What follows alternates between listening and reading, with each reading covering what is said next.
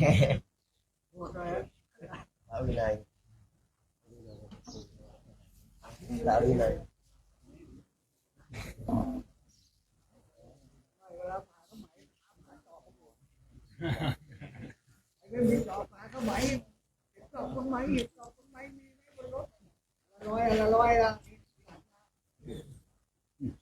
Lôi về hai á.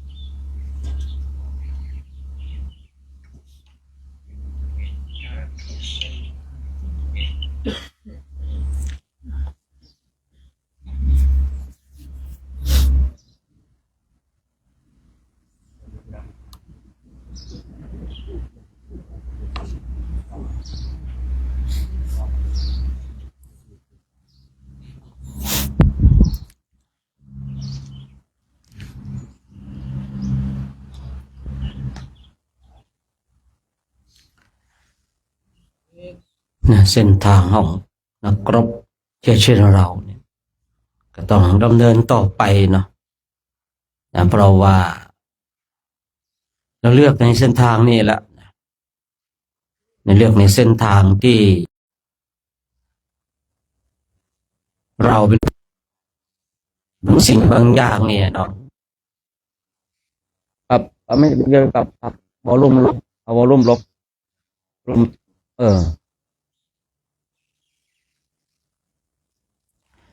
เราเป็นผู้ที่เลือกเองนะคราวนี้มันมีอยู่เรื่องที่เราจะต้องทำความเข้าใจคือเราไปร่วมณสถานที่ใดก็ตามนะคือพูดง่ายๆว่าเราต้องตามใจเขานะถ้าเราอยากจะให้เขาตามใจเราต้องเป็น number one ครับนะแต่ถ้าว่าเราเนี่ยไม่ใช่ number one เนี่ยเราต้องตามใจเขาคืออย่างเข้าร่วมในโครงการไหนก็ตามเราเป็นผู้ร่วมเข้าโครงการเนี่ยเราก็ต้องตามใจเนี่ยเจ้าของโครงการเรามันต้องอย่างนั้นมันต้องอย่างนี้ฉะนั้นเราต้องเป็นเจ้าของโครงการเองไงนะคือ number one เลยนะแม้แต่เราทำผิดเขาก็ว่าถูกนะเมื่อใดก็ตามเนี่ยเมื่อวานก่อนเดินมาในยามศรัทธาทำผิดเขาก็คิดว่าดีนะและเขาก็พูดดีด้วยแต่ในวันที่หมดศรัทธาอะไรที่ว่าดีนะมันก็ไม่ดีมันเป็นเช่นนั้นจริงๆนะในยุคปัจจุบันนี้เวลาศรัทธาดีทุกอย่างครับนะสมัยก่อนพระเดินตามผมเผลอตดปุ๊บขอโทษครับได้ดมตดของครูบาอาจารย์นะโชคดีแล้วนะวันหนึ่งมันหมดศรัทธาพระรูปนั้นองค์นั้นไม่มีมารยาท ผมได้เจอสัจธรรมเลยนะครับที่แรกนะขอโทษครับผมแหมบางทีมันเดินไปก็มีบ้างเนาะขอโทษครับได้ดมตดของครูบาอาจารย์นะเป็นมงคลว่างั้นนะศรัทธาไงตอนนั้นศรัทธาวันหนึ่งหมดศรัทธาแล้วนะไปโพธนาเนาะองค์นั้นนะมารยาทไม่มีอะไรเดินนำหน้าตดใส่หมู่คณะพระเหม็นกันทั้งคณะเลยเนี่ยว่าทั้งคณะเลยนะมันก็พูดเวอร์เกินไปเนาะตดใครมันจะบ้าส่งกลิ่นตั้งแต่หัวแถวยันท้ายแถวใช่หรือเปล่าเนี่ยไอคนพูดนะบ้านะไอคนเชื่อนี่ยังบ้ากว่านั้นอีกนะถ้าคนเชื่อเนี่ยนะเชื่อจะบ้ายิ่งกว่าอีกนะยามศรัทธาเนี่ยอะไรมันก็ว่าดีนะทีนี้เราท่านทั้งหลายเนี่ยบางทีเราไปเข้าร่วมในโครงการใดนะผมเลยสอนตัวเองนะว่าในคราวที่เราเป็นผู้นำอาจจะเป็นผู้นำที่ไม่ดีแต่เมื่อใดก็ตามที่เราเป็นผู้ตามเราจะเป็นผู้ตามที่ดีเพราะอะไรว่าบางทีเนี่ยเราอาจจะเป็นผู้นำที่ไม่ดีคือไม่ได้ตามใจของผู้เข้าร่วม มันต้องอย่างนั้นดิครับมันต้องอย่างนี้ดิครับเนี่ยเดินไปเนี่ยนะเดินไปมีอยู่ปีหนึ่งอะนะเราเดินกำหนดกันนะเดินไปก็กำหนดไปครับผมผิดเองดันเนี่ยบอกไม่เคลียร์แม่ชีก็เดินไปก็ขวายางหนอซ้ายยางหนอเพราะนั้นท่านบุญมีเนาะแม่ชีเดินไปไวฉันกำลังทำตามที่พระอาจารย์บอก อาจารย์บอกให้เดินกำหนดฉันก็กำหนดอยู่ผมผิดเองอะเนาะเดินแบบขวาย่างหนอซ้ายย่างหนอครับไปคุยกันคุยกับฉันดีๆนะฉันเนี่ยอริยะนะจ๊ะมันเอาเป็นพระอริยะไปอีกแล้วให้แม่ชีเป็นพระอริยะเราก็หลงด่าพระอริยสนานเลยตายแล้วตกนรกหรือเปล่าคุยกับฉันดีๆนะฉันนี่พระอริยะนะจ๊ะทำเสียงแบบนี้เลยนะไม่ไอเราก็เอาเลยที่เราทำยังไงเนี่ยไอเรากูปุถุชนด้วยเนาะไปอยู่กับพระอริยะเนี่ยเอาทำไงดีวะเนี่ยเดินเลยผมนะพระอริยะเขาทนเวทนาเก่งเขาไม่มีเวทนาแล้วไอเราปุถุชนเนี่ยเดินเลยตับแป๊บเดียวพระอริยะเหาะได้จริงๆครับเหาะเลยครับเหาะไปไหนก็ไม่รู้นะจะไม่กลับมาเลยเนี่ยหายตั้งแต่วันนั้นจนวันนี้นะ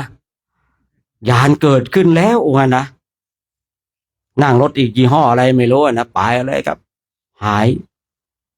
นะพระอริยะผมชอบใจนะคุยกับฉันดีๆนะฉันนี่พระอริยะนะจ๊ะนะชอบใจจงหลังนี่คุยกับใครต้องคุยดีๆกว่าเดี๋ยวมาอีกแล้วอาจารย์คุยดีนะครับผมพระอริยะนะครับผมหลุดพ้นจากเครื่องทั้งหลายแล้ว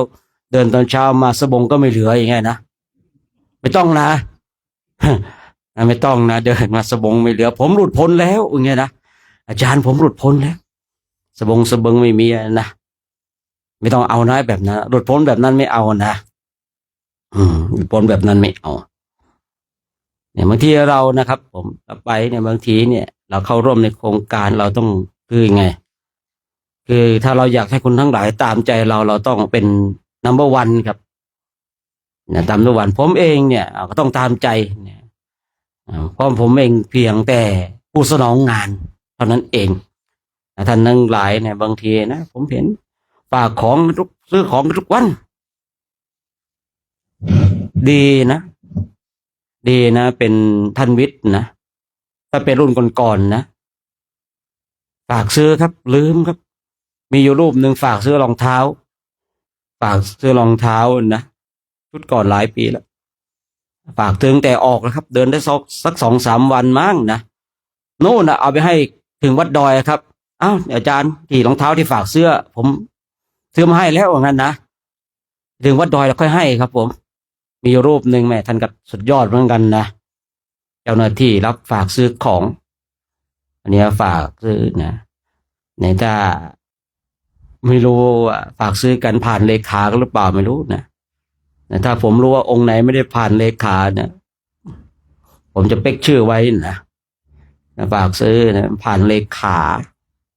นะผ่านระบบเลขาไปนะครับให้เลขาผู้ที่จัดการนะครับบางทีเราเกิดอะไรล่ะทุกๆนะที่เดินไปมีอยู่ปีหนึ่งนะเดินไป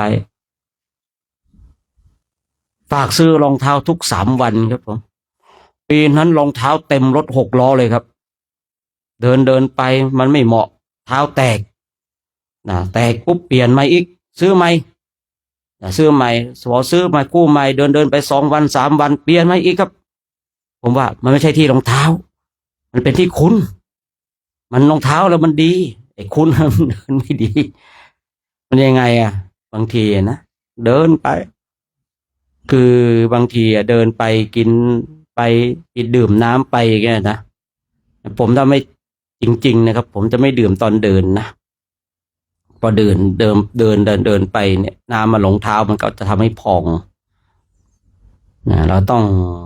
ต่อสู้ต้องอดทนบางทีนะแต่ถ้าว่ามันหิวมากก็จิบนิดนึงนะจิบนิดนึงอมไว้ในปาก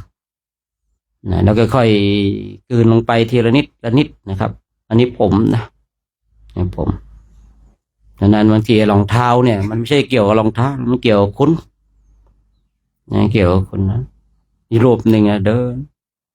ดินไปเดินมาคือเขาเห็นลองกลุ่มในกลุ่มรูปไหนที่เดินเท้าไม่แตกเขาก็จะไปดูครับ วันหนึ่งนะแกใส่แล้วแกดูในกลุ่มทั้งหมดแล้วผมก็พากำลังนวดอยู่นะนวดดูอาจารย์ครับขอโอกาสครับว่าไงผมขอดูรองเท้าอาจารย์หน่อยครับทำไมผมจะฝากซื้ออย่างนี้บ้างครับตัวอันนี้รองเท้านะผมก็นี่รองเท้านี่อย่างนี้โซ่นี่ใส่มาถ่ายรูปเลยครับแช่ถ่ายรูปไปแล้วเนี่ยผมต้องการแบบนี้ครับคือทั้งในกลุ่มอ่ะแกไปดูหมดแล้วซื้อหมดแล้วนะเจอใครใส่นะแกซื้อหมดมาถึงผมอะครับมาเดินอาจารย์ขอโอกาสนะครับผมขอดูรองเท้าอาจารย์หน่อยนะก่อนที่แกจะมาดูรองเท้าแกดูเท้าผมก่อนนะดูโอ้อาจารย์ไม่พองเลยนะเว้ยฝีมือเว้ยโม้หน่อยนึงอะเนาะมืออาชีพเดินต้องนั่นดิยังไงดูเท้าโอ้โหเท้าอาจารย์ขาวจังต้องรักษาเท้าให้ดีหน้าดำทั้งหัวมันเด้อเท้าหน้าอะไรกันเท้าขาวเท้าอาจารย์ขาวมันขาวมากเลยนะขาวดินะผมซื้อครีมมาทาเท้าผมอย่างดีเลยนะหน้าผมไม่ได้ทาครีมหรอกนะผมรักษาเท้ามันมีประโยชน์พาเดินไปนะผมก็ว่าไปเนาะถ่ายรูปรองเท้าไปฝากซื้ออีกแล้วนะฝากซื้อไปเดิน3-4 วันพองอีกมันจะไปพองอะไรคืออย่างนี้ท่านทั้งหลายรองเท้าเนี่ยคือถ้าเราใส่ซื้อคู่นี้มาปุ๊บนะเราใส่ไปเนี่ยนะ3-4 วันมันอาจจะกัดตรงนั้นตรงนี้ครับเนี่ยเราทนใส่ไปเนี่ยมันก็จะพองที่เดิมหรือว่ามันก็ไอ้ตรงพองเนี่ยมันก็จะด้านไปนี่ถ้าเราเปลี่ยนคู่ใหม่ปุ๊บเนี่ยมันก็จะเปลี่ยนที่พองครับมันจะเปลี่ยนที่พองเพราะว่าสรีระเท้าของเราเนี่ยมันก็จะปรับตัวกับรองเท้าของเรานี่ถ้าเราเปลี่ยนบ่อยๆมันก็จะเปลี่ยนที่พองไปเรื่อยๆแต่ถ้าเราย้ำใส่คู่เดียวนะถ้ามันพองก็จะพองอยู่ตรงนั้นนะครับแต่ถ้าเราเปลี่ยนรองเท้าบ่อยๆเนี่ยเราก็จะเปลี่ยนที่พองไปเรื่อยๆด้วยเช่นรองเท้าอย่างนี้ปุ๊บมาใส่มาปุ๊บเนี่ยมันพองหน้าเท้านะครับหน้าเท้าอันนี้เราทนใส่ไปมันก็จะพองอย่างนั้นพอตรงหน้าเท้าเนี่ยเราหายเจ็บปุ๊บมันนานเดินนานไปมันก็โอเคมันก็จะพองงั้นเดี๋ยวมันก็หายพองเองครับที่อื่นไม่พองแต่ถ้าเราเปลี่ยนปุ๊บสมมติว่าเราใส่ตรงนี้หน้าเท้าเราพองเราเปลี่ยนรองเท้าใหม่พอเปลี่ยนรองเท้าใหม่ปุ๊บรองเท้าคู่นั้นเนี่ยมันอาจจะเดินกันแล้วทำให้ตรงส้นพองมันก็จะเป็นอย่างนั้นนะครับพอเราเปลี่ยนไปก็เปลี่ยนอย่างนั้นปีนั้นโอ้รองเท้าเต็มรถ6 ล้อเลยครับเต็มรถแค่นี้เต็มผมก็เลยโชคดีไปนะพอไปถึงวัดก็มีรองเท้าใส่หลายคู่หน่อยใส่หลังคู่ผมก็ไปจอดหน้ากุฏิเลยนะจอดหน้ากุฏิเต็มญาติโยมมาก็โอ้โหบางทีนะเราอยู่ในห้องเนี่ยโอ้ทำไมกุฏินี่ทำไมพระเยอะแท้เนี่ยมั่วสุมอะไรกันหรือเปล่าเนี่ยเอาอีกแล้วรองเท้าเยอะก็โดนอีกมั่วสุมอะไรกันเนี่ยโอ้สารพัดสารเพเนาะไปเดี๋ยวสวดมนต์กันดีกว่าเนาะอย่าก็จะไปกันใหญ่แล้วนะ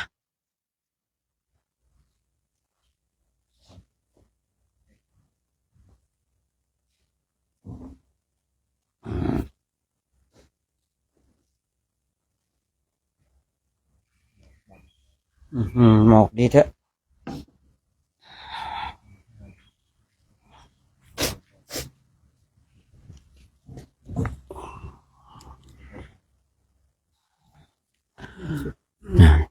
นี่เราท่านทั้งหลายคุกเข่าพนมมือขึ้นเนาะเปิดหนังสือไปหน้าที่1นะหน้าที่1นะต่อไปจะได้กราบพระพร้อมกันนะพร้อมกันแล้วกราบ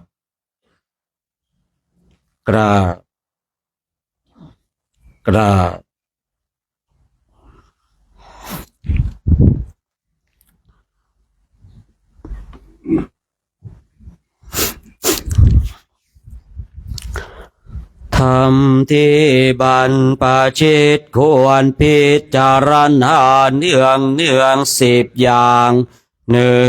บรรพชิตควรพิจารณาเนืองว่าบัดนี้เรามีเพศต่างจากคฤหัสถ์แล้วอาการกิริยาใดของสมณะเราต้องทำอาการกิริยานั้น2. บรรพชิตควรพิจารณาเนืองว่าความเลี้ยงชีวิตของเราเนื่องด้วยผู้อื่นเราควรทำตัวให้เขาเลี้ยงง่าย 3. บรรพชิตควรพิจารณาเนืองว่าอาการกายวาจาอย่างอื่นที่เราต้องทำให้ดีขึ้นไปกว่านี้ยังมีอยู่อีกไม่ใช่เพียงเท่านี้ 4. บรรพชิตควรพิจารณาเนืองว่าตัวเราเองติเตียนตัวเราเองโดยศีลใดหรือไม่ 5. บรรพชิตควรพิจารณาเนืองว่าผู้รู้ใครครวญแล้วติเตียนเราโดยศีลใดหรือไม่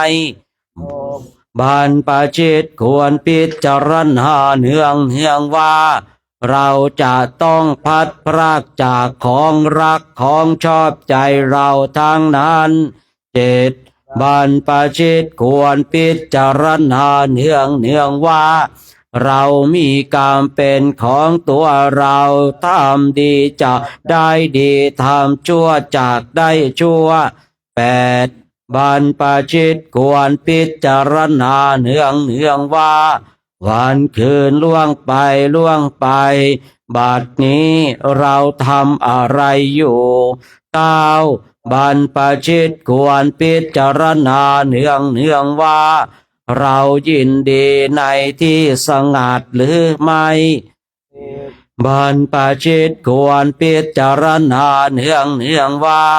คุณวิเศษของเรามีอยู่หรือไม่ที่จะเราเป็นผู้ไม่เก้อเขินในเวลาเพื่อนบรรพชิตถามในการภายหลังอะระหังสัมมาสัมพุทโธภควาพระผู้มีพระภาคเจ้าเป็นพระอรหันต์ดับเพลิงกิเลสเพลิงทุกสิ้นเชิงตรัสรู้ชอบได้โดยพระองค์เองพุทธังภควันตังอภิวาเทมิข้า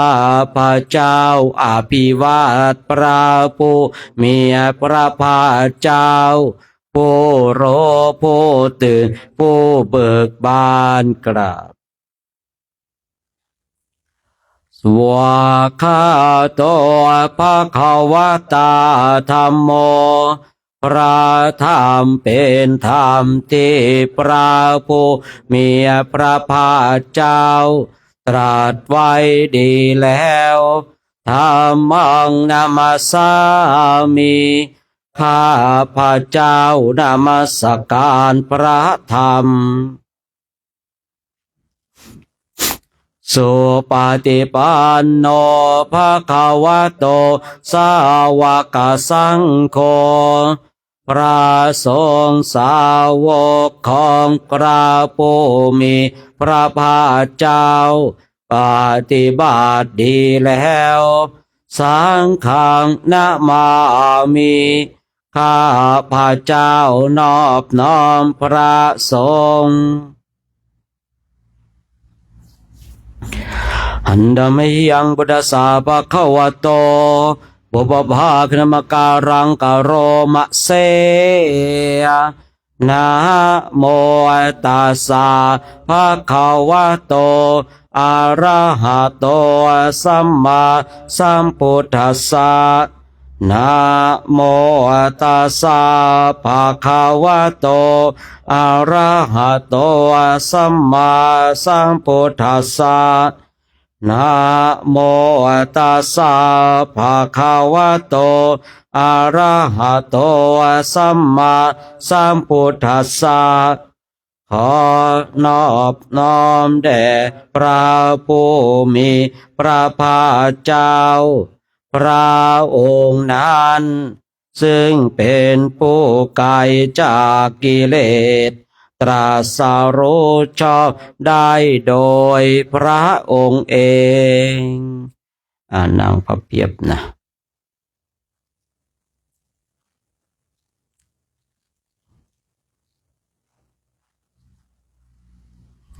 เดี๋ยวหาก่อนจะสวดบทอะไรดีนะ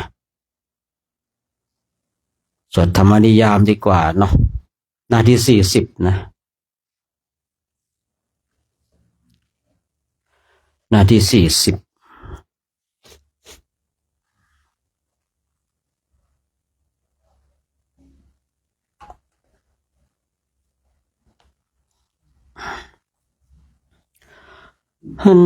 ธรรมเฮียงธรรมนิยามสุตตะปาทังพนเนาะมะเสยเอวะเมสุตังเอกังสะมะยังภควาวัฏฐิยังวิหารติเชตวะเนอนาถปินติกาสาราเมตตาตระโค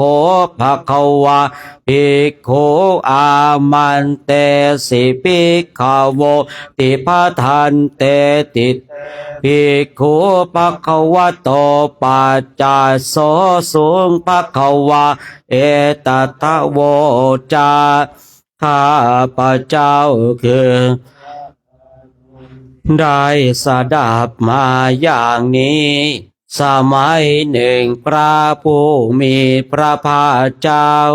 เสด็จประทับอยู่ที่เชตวันมหาวิหารอารามของทาบิณฑิกะเศรษฐีใกล้เมืองสาวัตถีในการนั้นแลพระผู้มีพระภาคเจ้าทรงตรัสเรียกภิกษุทั้งหลายดูก่อนภิกษุทั้งหลายนั้นข้าแต่พระองค์ผู้เจริญพระผู้มีพระภาคเจ้าทรงตรัสดังนี้ว่าอุปาทาวาภิกขเวตถาคตานังอนุปาทาวาตถาคตานังดูก่อนภิกษุทั้งหลายเพราะเหตุที่พระตถาคตทั้งหลายจะบังเกิดขึ้นก็ตามจะไม่บังเกิดขึ้นก็ตามทิตาวาสาธาตุธรรมธาตุนั้นย่อมตั้งอยู่แล้วนั่นเดียวธรรมทิตตาคือความตั้งอยู่แห่งธรรมดาธรรมนิยามตาคือกฎใดแห่งธรรมดาสัพเพสังขาราอนิจจาติว่าสังขารทั้งหลายทั้งปวงไม่เที่ยงดังนี้ตั้งตถาคตโตอภิสัมพุชิตสเมนติตถาคตย่อมรู้พร้อมเฉพาะย่อมถึงพร้อมเฉพาะซึ่งธรรมธาตุนั้นอภิสัมพุชิตวาอภิสัมเมตวาครั้นรู้พร้อมเฉพาะแล้วถึงพร้อมเฉพาะแล้วอาจิคติเทเสติย่อมบอกย่อมแสดงปัญทเปติปัฏฐเปติย่อมบัญญัติย่อมตั้งขึ้นไว้วิวารติวิภัชชติย่อมเปิดเผยย่อมจำแนกแจกแจงอุตตานิการโรติ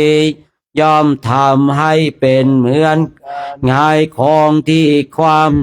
สัพเพสังขาราอนิจจติ ว่าสังขารทั้งปวงไม่เที่ยงดังนี้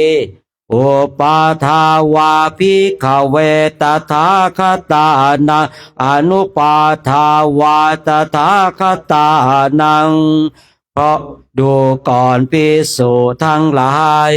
เพราะเหตุที่พระตถาคตทั้งหลายจะบังเกิดขึ้นก็ตามจะไม่บังเกิดขึ้นก็ตามอิตาวาสาธาโตธรรมธาตุนั้นย่อมตั้งอยู่แล้วนั่นเดียวธรรมทิฏฐตาคือความตั้งอยู่แห่งธรรมดา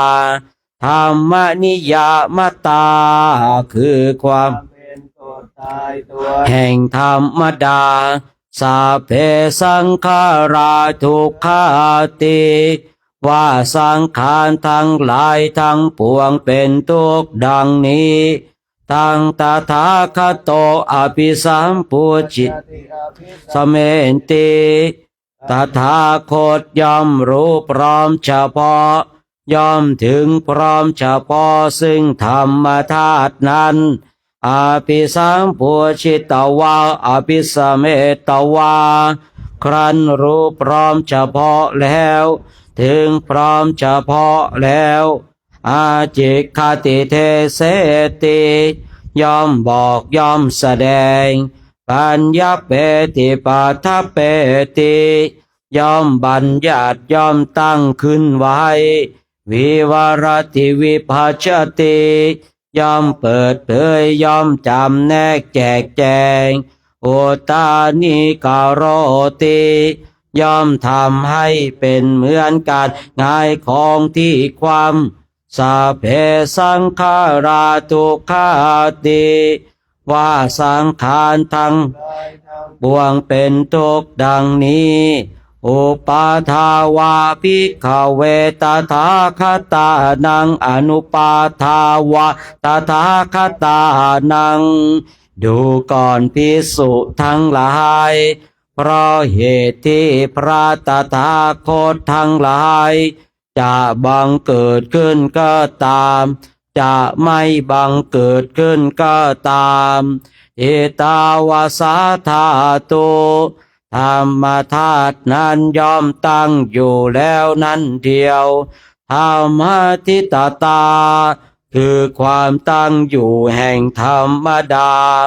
ธรรมนิยามตาคือกฎตายตัวแห่งธรรมดาสัพเพธรรมาอนัตตาติว่าธรรมทั้งหลายทั้งปวงเป็นอนัตตาดังนี้ทั้งตถาคตอภิสัมพุทติตถาคตย่อมรู้พร้อมเฉพาะย่อมถึงพร้อมเฉพาะซึ่งธรรมธาตุนั้นอภิสัมพุชิตวาอภิสเมตวาครั้นรู้พร้อมเฉพาะแล้วถึงพร้อมเฉพาะแล้วอาจิกขติเทเสติย่อมบอกย่อมแสดงปัญญาเปติปัฏฐเปติย่อมบัญญัติย่อมตั้งขึ้นไว้วิวารติวิภัชชติย่อมเปิดเผยย่อมจำแนกแจกแจงโอตานิการโรติย่อมทำให้เป็นเหมือนการง่ายของที่ความสัพเพธรรมาอนัตตาติว่าธรรมทั้งหลายทั้งปวงเป็นอนัตตาดังนี้อิทะมะโวจะปะคะวาอัตตมานะเตภิกขุปะคะวะโตภาสิตังอภินันทุนเตพระผู้มีพระภาคเจ้าได้ตรัสธรรมปริยายอันนี้แล้วพระภิกษุทั้งเหล่านั้นก็มีใจยินดีพอใจในภาสิทธิ์ของพระผู้มีพระภาคเจ้าพระองค์นั้นด้วยประกาศชนี้แลนะกรวดน้ำตอนเช้านะ หน้าที่9090 93นะ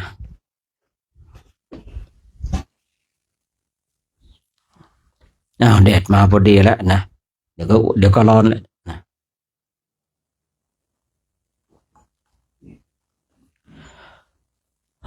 นามยังปฏิทานาคาทายโยนามะเสยะเท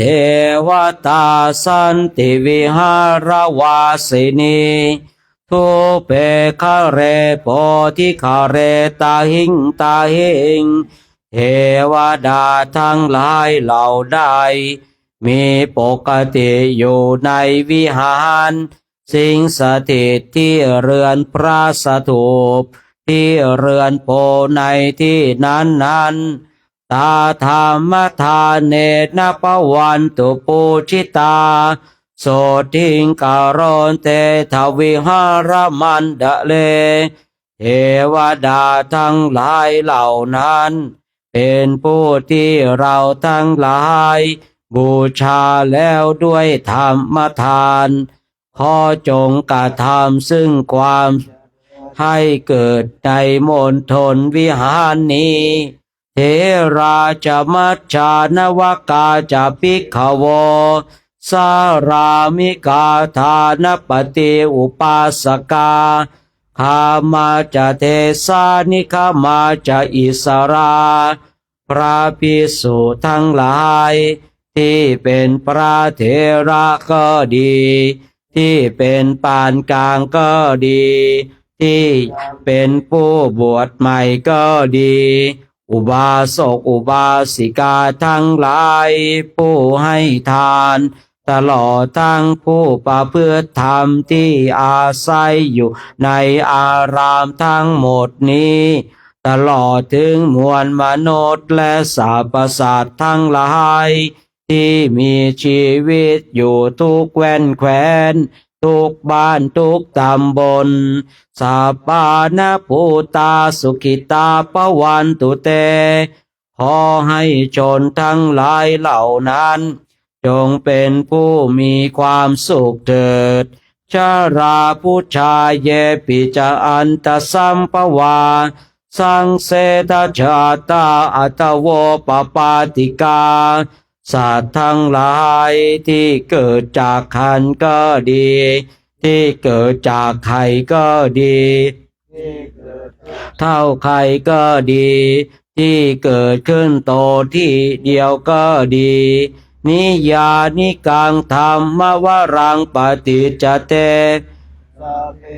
ทุกขสักการนตุสังขยัง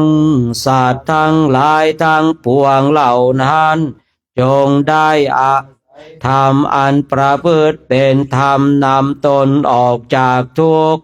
จงกระทำความสิ้นทุกข์ให้เกิดแก่ตนเถิด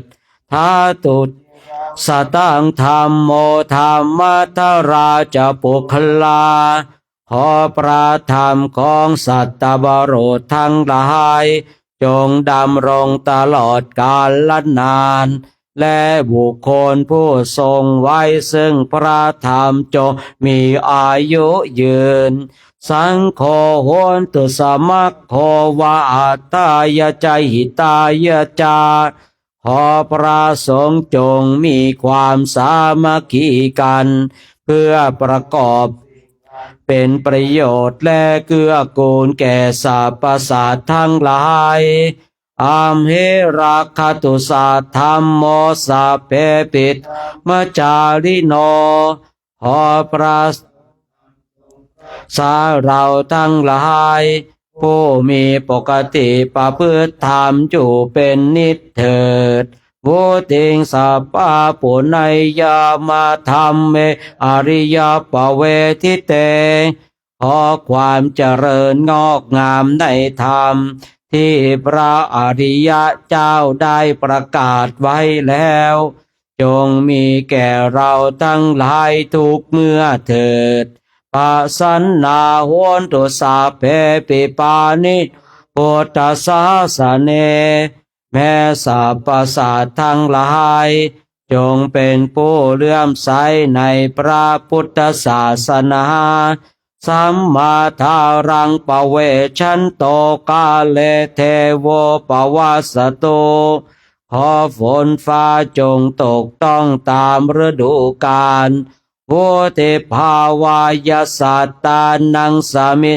เนตุเมทะนิง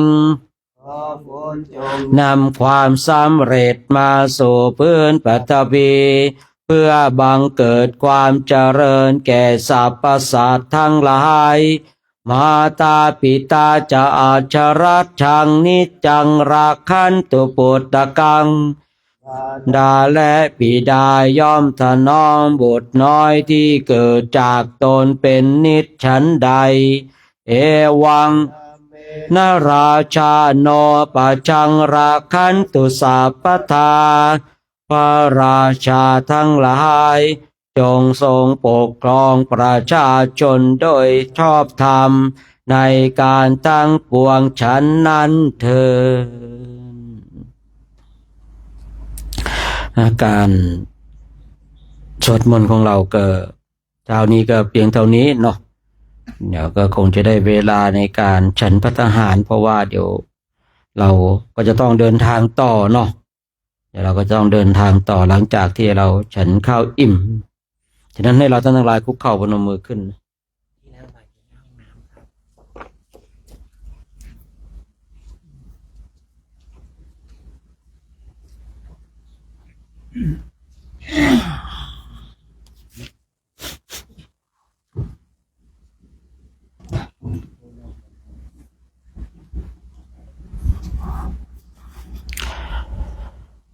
อะระหังสัมมาสัมพุทโธภควาพุทธังภควันตังอภิวาเทมิกราบสวากขาโตภควตาธัมโมธัมมังนามัสสามิสุปฏิปันโนภควโตสาวกสังโฆสังฆังนะมามิครับผมเตรียมบาตรวันนี้กลุ่มไหนก็กลุ่มไหนเนี่ย1 2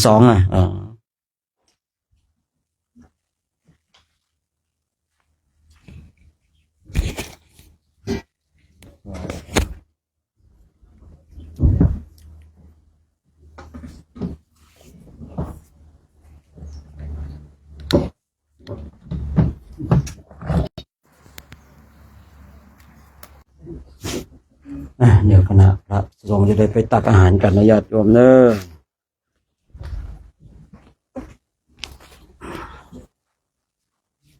1 2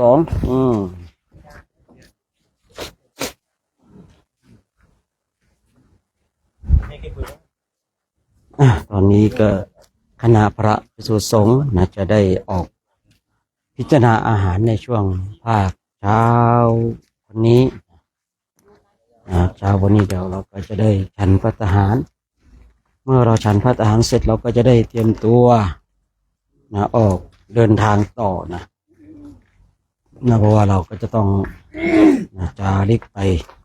จุดหมายปลายทางของเราคือวัดดอยเทพนิมิตรตำบลป่าซางอำเภอแม่จันทร์จังหวัดเชียงรายนะวันนี้เราก็ยังอยู่ที่วัดดอยโตนวัดดอยโตนเมื่อคืนก็จำที่นี่นะตอนนี้ก็หมอกหนาตึ๊บเลยนะวันนี้นะหมอกหนาตึ๊บเลยยังไม่เห็นแสงแดดเลยเนี่ย9 โมง 10 โมงแล้วเนี่ยยังไม่เห็นแสงแดดเลยนะไม่เห็นก็ไม่เป็นไรนะรุ่นนี้คือรุ่นลุยทุกอย่างรุ่นลุยหนาวลุยร้อนลุยฝนลุยทุกอย่างฉะนั้นเราท่านทั้งหลายเนาะมารวมอนุโมทนากันเดี๋ยวก็ร่วมรับพรพร้อมกันเนาะเดี๋ยวพระสงฆ์ขอพิจารณาสิก็ไปประชุมตรงนั้นก็จะได้ให้ร่วมกันให้พร รวมกันให้พรกับญาติโยมนะญาติโยมก็จะได้รับพรจากคณะพระสงฆ์กันในข้าวหน้าโภชนาอาหารก็ถูกสร้างสรรค์ถูกเนรมิตโดยคณะสัตยาญาติโยมเนาะญาติโยมเป็นผู้เนรมิตข้าวน้ำโภชนะอาหารก็เป็นความโชคดีของเราท่านทั้งหลายกันที่มีผู้มีศรัทธาได้ร่วมกันถวายข้าวน้ำโภชนะอาหารได้ร่วมกันสร้างสรรค์สิ่งที่ดีงามฉะนั้นทุกคนทุกท่านก็มาร่วมอนุโมทนาบุญกุศลกันบุญกุศลเป็นสิ่งที่เราจะต้องทำกันทำในวันนี้ดีที่สุดไม่ต้องรอถึงวันพรุ่งนี้เพราะว่าวันพรุ่งนี้อาจจะไม่มีสำหรับเราวันพรุ่งนี้ไม่มีสำหรับเราอาจจะไม่มีสำหรับเราก็ได้แต่ที่เรารู้วันนี้เรามีอย่างแน่นอนนะวันนี้เรามีอย่างแน่นอนมีชีวิตอยู่อย่างแน่นอนวันพรุ่งนี้เราไม่รู้ว่าชีวิตของเราจะมีอยู่หรือเปล่าแต่ที่เรารู้วันนี้มีอย่างแน่นอนฉะนั้นเราต้องรีบทำวันนี้นะทำวันนี้ให้ดีที่สุดนะเท่าที่จะทำได้นะเท่าที่จะทำได้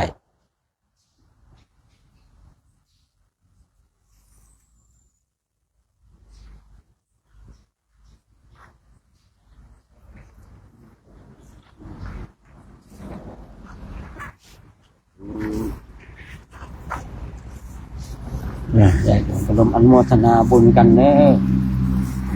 อนุโมทนาบุญกันบุญที่เกิดจากการอนุโมทนาวันนี้มาม่าออกแล้วญาติโยมสงสัยงบหมดซะแล้วนะมาม่าออกเขาว่าไปที่ไหนถ้ามาม่าออกเนี่ยว่าถ้ามาม่าออกเนี่ยต้องแยกย้ายได้แล้วทำไมงบหมดนะเป็นคำกล่าวที่ว่ากันสืบกันมาตั้งนานมากแล้วนะก็ว่าถ้าว่ามาม่าออกเนี่ยแต่งหมดแล้วเตรียมตัวแยกย้ายได้ของเราเพิ่งเริ่มต้นอยู่เลยแยกย้ายได้อย่างไรเนาะของเราเพิ่งจะเริ่มต้นอยู่เลยญาติโยมนะมาม่าปลากระป๋องออกแล้วเนี่ยแสดงว่าหนาวแล้วเนาะ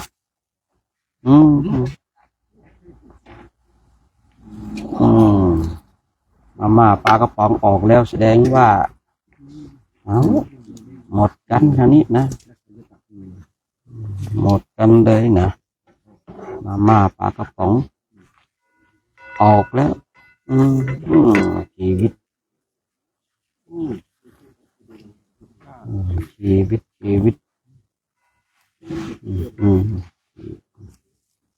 มาม่าปลากระป๋อง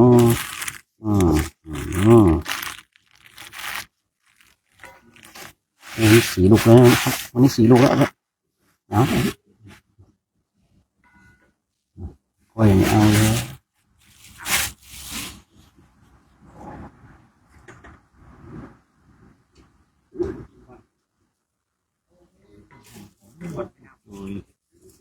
ข้าวมัน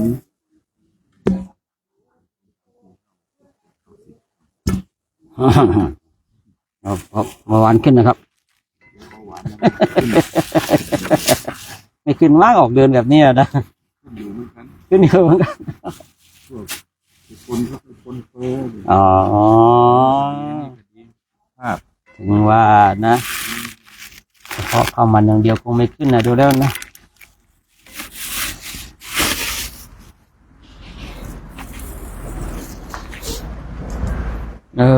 ญาติโยมนะมาม่าปลากระป๋องออกแล้วนะมาเคยได้ยินเคยได้ฟังสมัยตอนที่บวชใหม่ๆนะว่าถ้าไปที่ไหนนะถ้าไปที่ไหนถ้ามาม่าปลากระป๋องออกเนี่ยเตรียมตัวแยกย้ายเถอะว่างั้นนะของเราเพิ่งจะเริ่มต้นอยู่เลยนะ มาเพิ่งจะเริ่มต้นอยู่เลยโอ้ญาติโยมเนี่ยมองไปที่มองเห็นขาวๆด้านหลังเนี่ยคือหมอกนะหมอกมันกำลังเพราะวัดนี้ก็อยู่ติดกับภูเขาพอดีหมอกออกตอนนี้ต้องแสงพระอาทิตย์เนี่ยจีวรของพระคุณเจ้าของเราเนี่ยต้องแสงพระอาทิตย์ก็เลยดูงามนี่นะดูงาม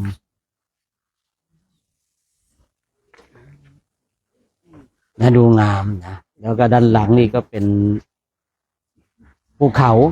หลังติดภูเขาถ้าหลักฮวงจุ้ยของจีนเนี่ยโอ้โหด้านหลังติดภูเขาด้านหน้าติดแม่น้ำนี่นะโอ้โหหลักฮวงจุ้ยนี่สุดยอดเลยนะตอนนี้ก็เราเห็นพระคุณเจ้าของเราได้ตักอาหารกันตักอาหารกันเพราะว่าพระเราก็ง่ายๆอยู่แล้วในเรื่องการขบฉันในญาติโยมนะมันไม่มีอะไรมากมายมีอะไรกับฉันนั้นอย่างเดียวอย่าไปลืมฉันนะแม่โยมเขาบอกว่าโอ้สวยค่ะมานะนี่ดูคือจีวรของพระคุณเจ้าเนี่ยต้องแสงพระอาทิตย์พอดีนะก็เลยทำให้งามในญาติโยมมาภาพลองดูในตรงที่ในโทรศัพท์ที่ไลฟ์สดอยู่นะดูในนี่แล้วงามต้องแสงพระอาทิตย์ด้านหลังก็มีภูเขาอยู่นะก็เลยทำให้งามแค่เห็นก็เป็นบุญตาเข้าใจในคำนี้เลยว่า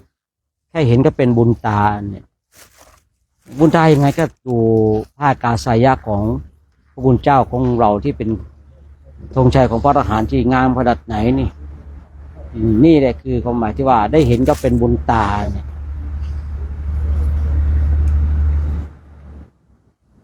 ญาติโยมก็เข้ามาคอมเมนต์กันกราบนมัสการบ้างโมทนาบ้างนะตอนนี้พระคุณเจ้าของเราก็กำลังพิจารณาอาหารกันนะคือท่านก็ดูตามอัธยาศัยของท่านนะตอนนี้พระคุณเจ้าเรานี่หน้าดำกันแล้วนะจีวรนี่งามเนี่ยนะแต่หน้าค้ำไปหมดแล้ว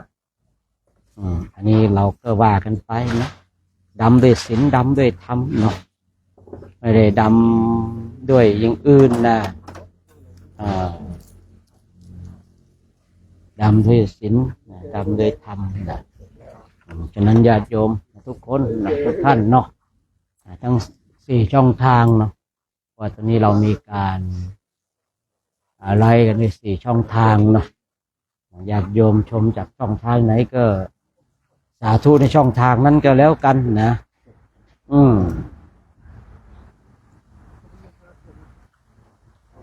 เนี่ยพระเราก็ตักอาหารกันพิจารณาอาหารกันเดี๋ยวเรากลับไปด้านบนกันดีกว่านะญาติโยมเรากลับไปด้านบนกันดีกว่านะนี่ตักเสร็จแล้วเนาะเดี๋ยวเราไปรับพรกันญาติโยมนะเดี๋ยวเราไปพรจากคณะพระภิกษุสงฆ์กันเดินลงดอยตอนนี้เราเดินขึ้นดอยอีกแล้วเนาะขึ้นดอยอีกแล้วนะพระสงฆ์องค์สามเณรแม่ชีวาสกวาสิกาที่ท่านได้มาร่วมเป็นเพื่อนอุดมการณ์เดียวกันมีทั้งพระไทยพระลาวมาร่วมกันมาเถอะตอนนี้บางทีถ้าญาติโยมเห็นพระคุณเจ้าเดินย่องก็แยกก็อย่างว่าแล้วน้องที่เดินนะเท้ามันก็ต้องพองบ้างแตกบ้างเป็นเรื่องธรรมดาของเท้าของคนเราเรื่องปกตินะไม่ใช่เรื่องผิดปกตินะเรื่องที่ผิดปกติก็คือผู้ที่บวชเข้ามาแล้วเนี่ยไม่ได้ออกมาฝึกฝนอบรมเนี่ยเลยเรื่องผิดปกติท่านเดินมาเท้าแตกเท้าพองเท้าบวมนี่ก็เป็นเรื่องปกตินะญาติโยมก็จะได้มาร่วมอนุโมทนาบุญกันร่วมอนุโมทนาบุญกุศลกับพระคุณเจ้าของเรา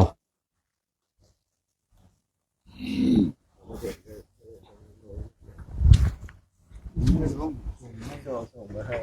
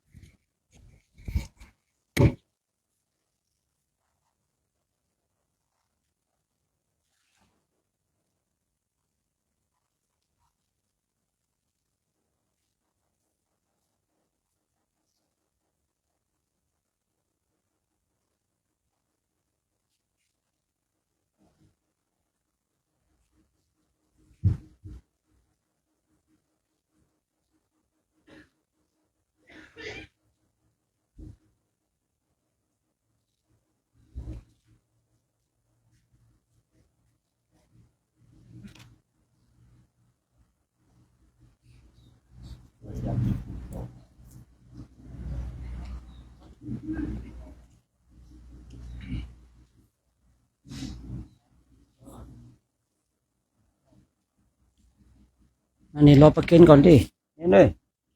รอประเคนก่อน ถ้าเป็นเนรต้องรอประเคนก่อน มีโต๊ะด้วยกันเนี่ยไม่ต้องประเคนนะเป็นเนรมาวางต้องรอประเคนก่อนนะประเคนอาจารย์ท่านก่อน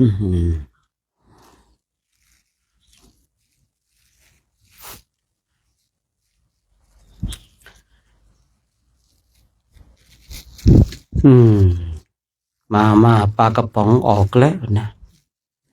ถูกสอนถูกบอกว่าไปไหนนะโชคนะไปที่ไหนถ้ามาปลากระป๋องออกแล้วต้องรีบกลับได้แล้วนะอย่าไปอยู่รบกวนเขานะทำไมหมดงบแล้วก็ว่ากันนะ ของเราไม่ทันยังไม่ถึงครึ่งทางเลยเนาะแค่จะเริ่มต้นแล้วเนาะยังกลับไม่ได้นะต้องไปอดด้วยกันก่อนนะอดด้วยกันก่อนอิ่มด้วยกันก่อนนี่ชีวิตของพระเราก็แบบนี้แหละครับผมมันเอาแน่นอนไม่ได้นะผมเคยคุยในเรื่องของใครๆก็คิดว่าคนนั้นก็มามันเป็นเช่นนี้นะกรรมวิบากของพระเราบางทีนะคือบางทีโยมเขาก็มาชนกันนะคนนั้นก็เอามา1 หม้อคนนี้ก็เอามา1 หม้ออย่างเงี้ยนะทีเนี้ยมันจึงว่าเอามาเนี่ยชนวันเดียวกันนะเช่นที่เราอยู่ที่ป่าช้าแห่งที่หนึ่งนะใครๆก็เอามานะเขาก็คนนั้นก็เอามา1 หม้อคนนี้ก็เอามา1 หม้อพอเขามา1 หม้อปุ๊บอาหารเนี่ยเหลือพอเหลือปุ๊บเขาอีกวันต่อไปโอ้วันนั้นเราไปแล้วอาหารเหลือคนนั้นเขาคงเอาไปอีกคนหนึ่งก็คิดเหมือนกันโอ้วันนั้นเราเอาอาหารไปอาหารเหลือคนนั้นคงเอาไปผลสุดท้ายกรรมจากตกถึงใครพระครับผมก็ได้ฉันปลากระป๋องไปผัดมาม่าไปเพราะอะไรเพราะเขาคิดว่าคนนั้นคงไปคนนั้นคงไปถวายไงนะของเรานี่มันเกิดด้วยบุญกันจริงๆนะคือเราไม่ได้ไปแบบคือไปบอกใครอะไรอย่างไงนะครับมันเกิดด้วยบุญจริงๆอาหารเนี่ยมันเกิดด้วยบุญเกิดด้วยกุศลกันอย่างแท้จริงนี่ถึงทำให้เข้าใจว่าทานบารมีเนี่ยเป็นสิ่งที่เคยพึงกระทำถ้าเราไม่ทำทานบารมีเนี่ยก็ลำบากผมจำชื่อลูกศิษย์ของพระสารีบุตรไม่ได้นะบวชมาเนี่ยไม่เคยอิ่มเลยนะเป็นพระอรหันต์เองก็ไม่อิ่มพระสารีบุตรไปบิณฑบาตมาให้เนี่ยส่งบาตรไปให้แล้วอาหารเต็มอยู่เนี่ยอาหารเต็มอยู่เนี่ยพอพระภิกษุรูปนี้จับอาหารนั้นก็หายไปมองไม่เห็นเนี่ยกรรมหนักพระสารีบุตรเนี่ยเลยต้องจับบาตรไว้ให้พระรูปเนี้ยตักอาหารออกตักอาหารฉันพอฉันเสร็จท่านก็นิพพานเป็นพระอรหันต์นะครับเพราะว่าคือเนื่องด้วยไม่รู้จักการให้ทานนั่นแหละนะไม่รู้จักการให้ทานเนี่ยของเราเนี่ยยังไม่ถึงขนาดนั้นเนาะยังไม่ถึงขนาดนั้นแต่เราก็อย่าประมาทนะเรื่องของทานเนี่ยนะทานเนี่ยคือทำให้เรามีความอุดมสมบูรณ์นะโดยข้าวน้ำโภชนาอาหารทั้งหลายนะคือบางคนบางท่านเนี่ยคิดว่านักบวชไม่จำเป็นต้องให้ทานนักบวชไม่จำเป็นต้องทำบุญนะ นนี้คือความคิดที่ผิดพลาดนะถ้าเรายังเวียนว่ายตายเกิดอยู่ในวัฏสงสารนี้นะในพระไตรปิฎกกล่าวไว้หลายท่านเหลือเกินที่เข้ามาบวชแล้วในอดีตชาติเป็นบุคคลที่ตรณีคนนี้เองเนี่ยเนาะที่เราก็สับเปลี่ยนหมุนเวียนกันกลุ่มหนึ่งกลุ่มสองขึ้นหน้าบ้างกลุ่มสามกลุ่มสี่ขึ้นหน้าบ้างบางวันกลุ่มไหนขึ้นหน้าอาหารเยอะนั่นแสดงว่าบารมีของกลุ่มนั้นวันไหนที่กลุ่มไหนตามหลังหรือว่าขึ้นหน้าอาหารเหลือน้อยมีน้อยแสดงว่าบารมีของกลุ่มนั้นเนี่ยชอบใจในเรื่องของพระภิกษุรูปหนึ่งไปบิณฑบาตตนเองอยู่ท้ายแถวเลยชาวบ้านชาวเมืองเขาก็ใส่ตั้งแต่หัวแถวมาเขาใส่พอมาถึงพระภิกษุรูปนี้อาหารหมดบางคนบางท่านถ้าไม่เคยไปอินเดียนึกภาพไม่ออกหรอกว่าทำไมถึงอดได้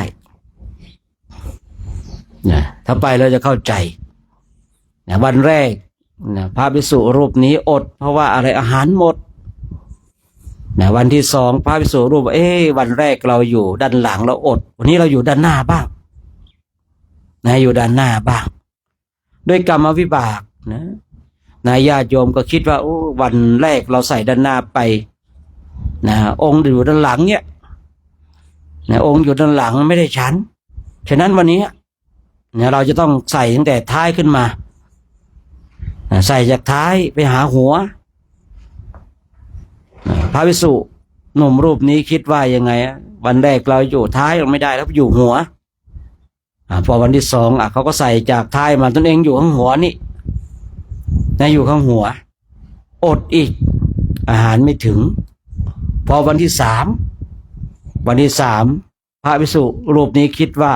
วันแรกเราอยู่หัวก็อดวันที่สองเราอยู่วันแรกอยู่ท้ายเราอดวันที่สองเราอยู่ทั้งหัวก็อดฉะนั้นเราอยู่ตรงกลางก็แล้ววันที่สามวันตรงกลางคิดว่าอยู่ตรงที่สามอยู่ตรงกลางดีกว่าพูดง่ายๆว่าคิดดีโดยหลักการแล้วเนี่ยถูกต้องแล้วจะใส่ทั้งหัวมายังไงต้องผ่านตรงกลางก่อนถ้าใส่ทั้งหางไปก็ยังไงต้องผ่านตรงกลางก่อนแต่กรรมมันไม่เข้าใครออกใครชาวบ้านชาวเมืองก็คิดว่าวันแรกเนี่ยภิกษุรูปนั้นอยู่ท้ายเราไม่ได้ใส่วันที่สองพระภิกษุกลุ่มรูปนี้อยู่ทั้งหัวท่านก็ยังไม่ฉันฉะนั้นเนี่ยยังไงวันนี้ไม่ว่าท่านอยู่ข้างหัวหรืออยู่ทางท้ายเนี่ยได้อย่างแน่นอนเราแบ่งครึ่งเลยญาติโยมก็แบ่งครึ่งกันอีกครึ่งนึงก็ใส่ทั้งหัวมาอีกครึ่งนึงก็ใส่ทั้งหางมาแต่พระอยู่ไหนอยู่ตรงกลางคนใส่ทั้งหัวมาใส่ทั้งท้ายมาถึงกลางหมดอีกจบเลยดูกรรมท่านทั้งหลายกรรมเนี่ยบางทีมันไม่ได้เลือกนะว่าบวชเป็นพระแล้วกรรมจะเพิ่งส่งผลเหตุเพราะอะไรเหตุเพราะว่าไม่รู้จักการให้ทานนั่นเองเหตุเพราะไม่รู้จักการให้ทานถ้าเรารู้จักการให้ทานเนี่ยไปที่ไหนเนี่ยญาติของเรามาแล้วญาติของเรามาแล้วผมเองเนี่ยเฉพาะถ้าว่าคุยในเรื่องของบารมีเอาแค่ตัวเองรอดครับผมแต่ถ้าพาหมู่มาคณะอย่างนี้ผมก็อาศัยบารมีของเราท่านทั้งหลายนะแต่ถ้าไปเดินรูปเดียวก็พอเอาตัวรอดอยู่พอจะได้อยู่กล้วยลูกหนึ่งไข่หนึ่งแก่นเนี่ยพอจะได้อยู่พอจะได้อยู่นะพอจะได้อยู่แต่พอมาเดินอย่างนี้ก็อาศัยบารมีของท่านทั้งหลายนี่แหละนะถ้าท่านอดผมก็อดด้วยนะถ้าท่านอิ่มผมก็อิ่มด้วยนะยังไงก็คิดถึงเรื่องของทานบารมีไว้นะการจาริกธุดงค์เช่นนี้นะบางทีเราก็จาริกเพื่อการฝึกฝนอบรมแต่เราก็จะได้เห็นในเรื่องของอำนาจของกรรมวิบากทั้งหลายในเรื่องแห่งทานที่ว่าเราเคยได้สะสมหรือเปล่าเราเคยได้ถวายข้าวน้ำโภชนาอาหารหรือเปล่าฉะนั้นก็ให้เราท่านทั้งหลายเป็นผู้ที่ค้นขวายในบุญในกุศลกันสิ่งใดที่เป็นบุญก็ขนขวายกันวันนี้เองก็ต้องขออนุโมทนา นะสาธุการกับท่านเจ้าภาพนะพร้อมกับแม่คณะของแม่ชีนะคณะสัตยาติโยมชาวบ้านดอยโตนเนาะแล้วก็คณะสัตยาติโยมนะบ้านดอยโตนวัดดอยโตนเนาะแล้วก็หลวงพ่อเจ้าวาดนะที่ให้ความอนุเคราะห์สงเคราะห์นะก็ขออนุโมทนาสาธุการบุญใดกุศลใดที่คณะพระภิกษุสงฆ์องค์สามเณรพร้อมกับแม่ชีบาศกบาสิกาในโครงการจาริกธรรมตามรอยบาทพระศาสดาได้กระทำก็ขอให้บุญนั้นกุศลนั้นจงนำพาท่านเจ้าภาพทุกคนทุกท่านที่เอ่ยรายชื่อรายนามก็ดีหรือว่าไม่ได้เอ่ยรายชื่อรายนามก็ดีระลึกนึกถึงบุญกุศลว่าได้ทำบุญกับคณะนี้ก็ขอให้ท่านทั้งหลายจงมีความสุขมีความสงบมีความร่มเย็นนะคือสิ่งประการใดที่เป็นไปโดยชอบประกอบในธรรมแล้วก็ขอให้สิ่งนั้นจงสำเร็จจงสำเร็จจงสำเร็จด้วยเถิดยะถาวาริวหาปุราปาริปุเรนติสาคารังเอวะเมวะอิโตทินังเปตานังอุปกาปติอิชิตังปัจิตังตุมหังคิปะเมวัสสมิจฉันตุสัพเบปุเรนตุสังกัปปาจันโทปนะระโสยถามณีโชติระโสยถาวิวาชันตุสัพพะโลกโควินาศตุมาเตภวัตวันตารายโย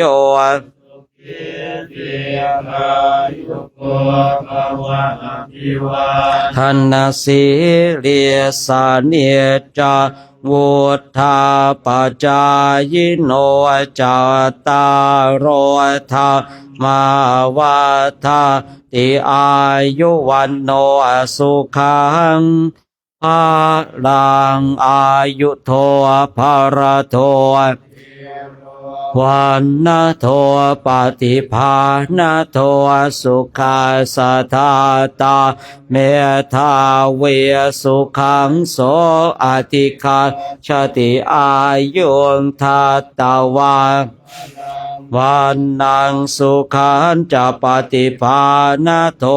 ทิคาโยยาสวาโหติยาทายาโทปปาชติติ